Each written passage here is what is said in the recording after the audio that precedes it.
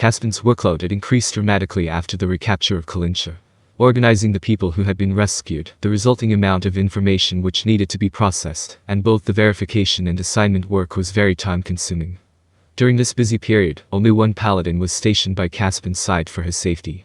This represented a lack of security, but one could not use a skilled paladin. They could read, write, do counts, conduct religious rites, and keep the peace as a mere bodyguard. In that respect, it would have been most efficient to assign Remedios to him, but after considering her mental state, he decided to have her train with other paladins. When Neia and Shizu had returned with Keller Custodio's head, her resulting frenzy caused such a disturbance that it was a wonder nobody died as a result. While she did calm down eventually, they still had to handle her with care. In truth, nobody could do anything by themselves. He had to be grateful to his maker for blessing him with wisdom. As he deepened his devotion to said maker, Caspond threw himself into his work, his pen flashing over the pages.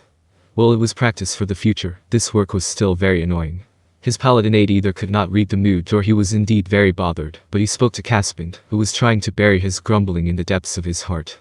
"My prince, is it really okay to let the Neia situation continue as it is?" Caspond understood the meaning of that question, and he smiled tiredly without taking his eyes off his documents. "It can be helped, can it? Just leave it as it is. Also, Prince will do." "Thank you very much. However, what do you mean by it can't be helped?" The paladin could not seem to accept that, so Caspond lifted his head from his documents and looked him in the eye. "What do you think would happen if we did anything to her, like say, pressuring her to stop?" "I don't think anything would happen, my prince. All she is doing is causing unrest in the nation." "I see. So, her speeches, well, I'm not sure if asking is appropriate. Have you heard her speak?" "Judging by the look of things, I guess not, but you probably read a summary of what she's talking about. Now, my first question, has she lied?" Caspond watched the paladin search his memory before answering. "She has not. Well, it would be better if she was lying. Next, anyone with a modicum of intellect can check what she has said, and find that almost all of it is justified. The Sorcerer King did free them, and he is a hero who single-handedly recaptured a city too." He took a drink of water from the glass on the table to wet his throat before continuing. "And then, Neia is a hero who helped liberate Kalincha. We declared it ourselves. As for the maid demon, we introduced her as a minion of the Sorcerer King. That led to a sky-high opinion of the Sorcerer King, and so we had to go a little overboard in praising her. Also, her equipment befits a hero. The sight of Neia carrying the marvelous bow which the Sorcerer King had loaned her and wearing the Grand King Busser's armor was nothing less than heroic. Now, let's go back to the original question. If we try to silence her, how will the world view us? Do you not think they would see us as trying to shut a hero up because she's saying something inconvenient for the royal family? But that..." The paladin tried to stammer out a denial, but his face already said that he understood better than his words could. He knew what would happen. On one hand, you have a hero whose stardom is rising, and on the other, you have the royal family which is on the decline. Who do you think the people will believe? "My prince. Please don't say that. I apologize, but more to the point, what do you think the Sorcerer King's maid demon will do if we try to interfere with Neia?" "Ooh." The paladin's face went stiff, and a ghastly look came to Caspond's face. "Haha. The fact that she's protected by that maid demon means she commands the most power in this city, you know. Trying to directly silence her with force is extremely dangerous, so we'll have to leave things as they are. I understand your concerns, but every move available to us is a bad one." There was a knocking on the door, and one of the soldiers from the outside entered. "My prince, the Vice Captain Sama wishes to speak with you." "Send him in right away." Perhaps he had heard Caspond's voice, but Gustav rushed in from where he had been waiting outside. The slight panting in his breath showed that he had come here in a hurry. "Forgive me, Your Highness Prince Caspond." Gustav's work took him further afield than Caspond, and made him more busy, so he very rarely came here. That was why Caspond knew that this was a sticky situation. If he had come here in person, he had brought with him a difficult problem that he could not handle on his own. "I tell you every time, don't worry about it. Also, you don't need to bow if we're the only ones around. Since you're in such a rush, it must be quite urgent, right?" "Yes, sir. Our scouts reported 50,000 strong army flying the flag of the southern nobles heading for this city." "I see. Don't tell me the south has already overcome Jeldabaoth's forces. In any event, prepare for battle, because we do not know whether the southern armies are being controlled by Jeldabaoth. Be careful. I'll leave it to you." "Yes, sir. You are not to attack under any circumstances until the enemy makes a move. If they want to talk, bring them here. After that..." Caspond turned to the paladin. "You will be in charge of welcoming our guests. If they're what I think they are, there ought to be several high-ranking nobles present. Prepare food and wine that would please them." Both men replied yes sir, and then left the room. As Caspond watched them leave, he muttered to himself. "Now then. I wonder if this is a good time. I am truly glad you came, Marquis Bedipo, Count Cohen, Count Dominguez, Count Granero, Count Randalls, and Viscount Sands. Oh, think nothing of it, I'm glad to see you well, my prince. Indeed. Indeed. We were so worried about you, your highness. After a toast, Caspond and the southern nobles were all smiles, drank to their respective safety, and exchanged greetings again. The nobles described the situation and spoke of their travails. Caspond listened attentively, because doing so was playing to their vanity about how hard they had worked, how much they had given up for the sake of their loyalty to the Holy Kingdom. Count Cohen, who had been speaking for a very long time, suddenly seemed to have noticed something and asked a question. Oya, Prince Denka. Is it me, or do you seem slightly different now? Ah, but of course. I trust you know how Jaldabaoth invaded the north. It greatly changed me inside. In addition, I think the parts you cannot see have changed even more. Do you not think I have become thinner? Caspond indicated his belly. Well, that does seem to be the case, everyone cheerfully replied. At the same time, there was a keen glint in the noble's eyes. Caspond did not miss that.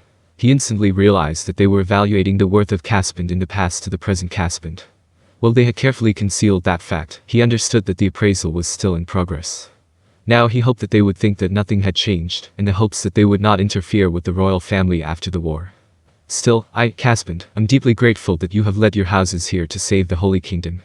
What are you saying? Your Highness, as noblemen, it is only natural that we should marshal our forces, and set out for the sake of the royal family. Or no, anyone who is physically able and does not join a battle concerning the survival of the Holy Kingdom, cannot even be considered a nobleman. The nobles each nodded and made noises of acknowledgement. In other words, the noblemen who had not come here were the political enemies of the ones who were present. Unfortunately, Caspond did not know which noble houses were not getting on with each other. That probably meant he was not sufficiently informed. While he wanted to avoid committing himself to unfavorable promises here, he would need to give the people here preferential treatment or face rather dire consequences. Everyone hated a bat who flitted around trying to get in everyone's good graces. Gentlemen, your loyalty to the royal family needs to be trumpeted far and wide. I feel it needs to be a matter of historical record. Well, it was only for a moment. The one who seemed the happiest about that was Marquis Bedipo, the oldest person present, whose blonde hair was flecked with white. Now that he had power and position, he probably wanted prestige on top of that. The others would probably prefer to be rewarded instead. Of course, it was only natural for them to expect a certain return on their investment, now that they had mobilized their forces. The Marquis muttered some polite words of refusal, more of a courtesy than anything, even as he adopted a smarmy tone. During this time, Viscount Sands, who looked quite ill at ease, seized on the right moment to interrupt the conversation, and hesitantly asked a question. My prince, I have a question I would like to ask you. What is the present condition of Her Majesty? I hear she has passed away. That is a fact. Startled by Caspond's frank and direct answer, Viscount Sands asked another question. Then where does Her Majesty's body lie? I was in a hideous state, so we had to cremate it. Originally, we were planning to use a preservation spell on it, and give her a state funeral, after driving off Jaldabaoth. Caspond shook his head with a pained look on his face, as though he could not bear to continue. At the same time, we confirmed the death of the High Priestess, Color Custodio. Is that so? During this silence, Caspond used the time to take a drink. Calca's substitute was right before their eyes. However, the High Priestess Color Custodio, who stood at the apex of all divine magic casters, could not be so easily replaced. Therefore, they were carefully considering how best to use Callard's death. After seeing they had not reacted even after he had taken 2 drinks of wine, Caspond gave them another tidbit of information. Her remains were also in terrible condition, so they were cremated as well. The nobles frowned. Had they felt something from the deaths of 2 of the Holy Kingdom's top individuals? Perhaps they had finally realized that this was a battle where their lives were on the line, and losing meant death. They were probably frightened by the realization that they would not be ransomed even if they were taken prisoner. How about the captain of the paladins, Custodio Dono? Do you wish to speak to her? Can it wait? Oya, so she's still alive. Meanwhile, Her Majesty and the High Priestess Dono are both dead.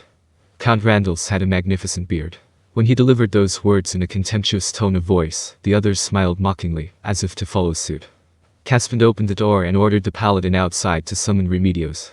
Just as the wine in the glasses was about to run dry, Remedios entered the room. Before Count Randalls could speak, he took a look at Remedios, and his eyes went wide. What? Are you Captain Remedios, leader of the Paladin Corps? The mockery in his tone had been replaced by shock. Every noble in the Holy Kingdom knew what Remedios looked like. Count Randalls was no exception either, hence his surprise. She looked tremendously different from how he remembered her. Right now, Remedio's custodial looked like a ghost. Her eyes were deeply sunken, and her cheeks were haggard. However, a brilliant light shone in her pupils. You called me here, right? Who else would I be? What? The nerve. Count Randall's voice trailed off, and he stared intently at Remedio's. Right now, Remedio's looked very frightening. The fact that nobody knew what she was thinking or what she would do made others uneasy. That was why Caspond did not keep Remedio's by his side. It was also why he took care not to let Remedio's know anything about Neia. What do you want? Everyone in this country knew that Remedio's Custodio was the best paladin in the country. When it came to sheer brute force, she was the foremost being in this nation. What use was authority against violence that was on the verge of running wild? The most solid armor of the aristocracy was like paper to her. In the past, there were people close to her who held her reins, so she was in a state of mind where she could endure being badmouthed. However, it was a different matter now. The nobles all understood this, so they said nothing. Remedio snorted as she saw them, and then shrugged. May I leave now, your highness? It seems there was no reason to call for me. Ah, thank you for coming. After Remedio's left, the nobles finally allowed themselves to look unhappy. How dare she show such disrespect to his highness? Even if she is the captain of the Paladin Corps, that attitude is intolerable. Can we allow someone without any loyalty to the royal family to remain as captain? Caspond raised a hand to quell the venting of their spleens.